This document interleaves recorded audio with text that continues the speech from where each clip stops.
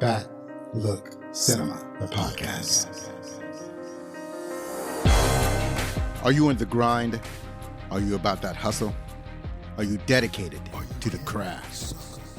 Are you up next? Are you ready for prime time?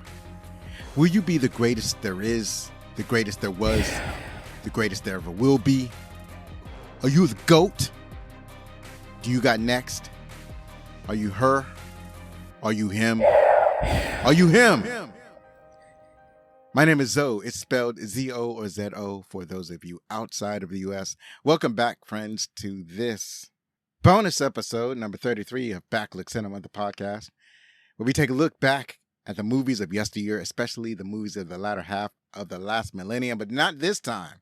This time, I went to the movies, and I saw a movie that came out just this past weekend, and I did a lot of things this weekend. And that's one of the things I did. And I wasn't even going to do a show about this movie, but it left a real impression on me. So let's talk about it. Let's talk about the movie Him.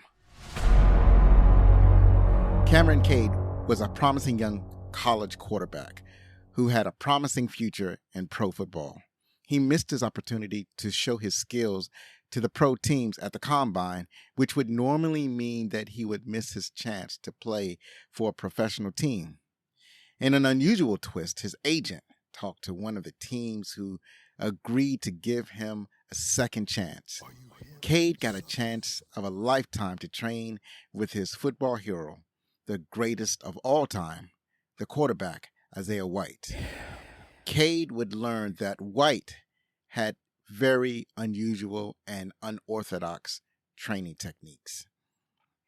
And that is the crux of this movie. Without spoiling anything, I'm going to give you my impressions of this movie without giving you any spoilers, anything you need to know. Because I went into this film like cold. I only saw like the teaser trailer.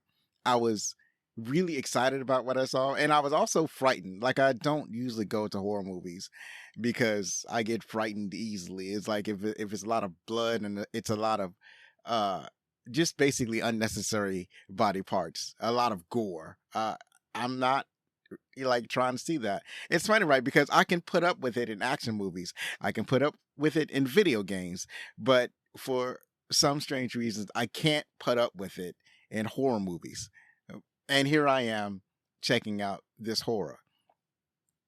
But it had some things I wanted to check out. So, for example, this movie was starring Marlon Wayans, and he is Isaiah White.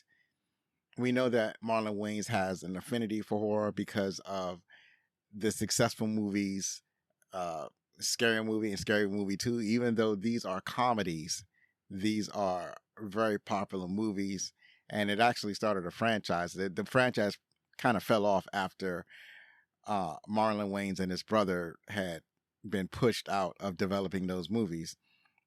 But it basically shows his understanding of horror.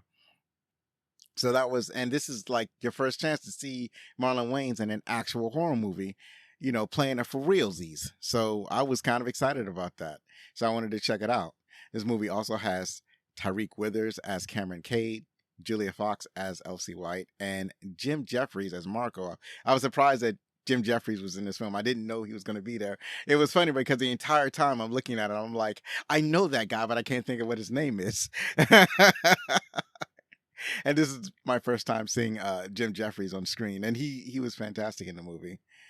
This was also directed by Justin Tipping, and I don't know much about him, and it doesn't look like he's directed many feature films. This is probably his second feature film, and it was written by Zach Akers, Skip Bronke, and Justin Tipping. Now, the other reason that I wanted to see this movie, because it was produced by Jordon Peele, and we all know him as a star director. He directed Get Out. He directed Nope, among other things. I can't remember. I know he directed 3 movies, and whenever I'm trying to remember the 3 movies he directed, I always leave one out. But anyways, I enjoy his movies, and I thought that because he had a hand in this was going to meet the same expectations as the movies that he's directed. Now, I will say, I feel like I see his fingerprints in this film. I feel like he was involved in this movie. He's not a mere financial backer. It seemed like he had a lot of artistic input in this movie. I feel like I can see that. And at the same time, maybe it wasn't enough. Maybe he should have fully directed this movie. So there were a lot of great unsettling things about it. There's a lot of things in this movie that throws you off balance. There's a lot of like strange moments. But at the same time, it didn't feel super suspenseful. It didn't feel super scary. And that was the thing about it. If you going to a horror movie, you expect to be horrified. I mean, that's like the very basic of what people go to a horror movie for. And this movie kind of lacks that thrill. It lacks that rise in horror. I had seen a review. It was a very preliminary review. It was like right out the theater. The reviewer was giving his impressions of the film before he gave his full review. And in those impressions, he was like, well, he felt like he needed to see like a priest or a preacher. He needed to go to church after seeing this movie. I guess because it had so many demonic elements in it or something like that. So when he had said that, he kind of got me hyped about the movie. But when I saw it, I didn't see any of that. There wasn't anything that was particularly demonic in there, at least not like on the level of The Exorcist or something like that. And so it was a little disappointing in me. It was like I was expecting all of these things. I was expecting to feel certain feelings, and a lot of that was missing in this movie. But I will say that what I really liked about the film was Marlon Wayans. I feel like Marlon Wayans was the best thing about this movie. He was really tearing that role up. I mean, he was absolutely fantastic as Isaiah White. He was believable, and he really pulled you into the film. He did his job. He really did. It's like you forget that he's Marlon Wayans, like you should, and you see him as this star quarterback, Isaiah White. And the other actor, Tyriq Withers, he did a fantastic job as the young buck trying to prove himself as the next one up. I thought those were a fantastic element. I also enjoyed like kind of like the overall themes of the movie, and basically the movie's asking, are you him? Or are you that one that's going to, carry the torch for the team? Or are you up next? Or are you dedicated? Or are you going to do everything that you can to be the best that there ever was? Not the best that you can be, but the best that there ever was, right? It's, are you willing to give your all? And Isaiah White had these incredibly unusual, we'll call them unusual, training techniques to get Cameron Cade to the next level. And these were the horrific elements in the movie. And that was an interesting take on like a football horror movie, or I should say a sports horror movie. It didn't have a lot of the usual tropes that you see in a sports movie. It was basically a training session. But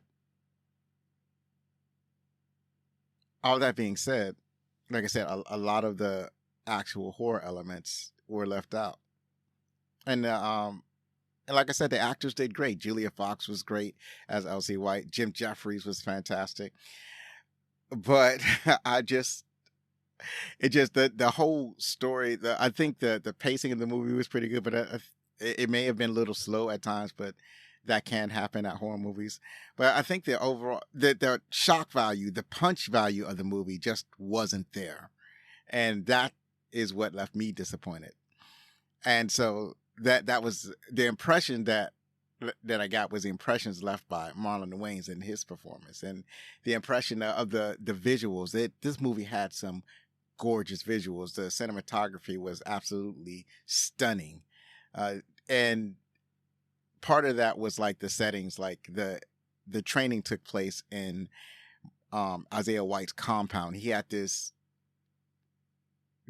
gigantic compound in the middle of the desert where he did the training, and well, like he did his own personal training. This is where he's training Cameron Cade, and the whole thing, it's like an underground mansion, and the whole thing is just absolutely spectacular. The visuals inside, it was like Isaiah White like lived in a museum, right? And it was beautiful. And then the vistas in the desert, the parties that they went to, was the colors that they used. It was like everything was just beautiful in this film.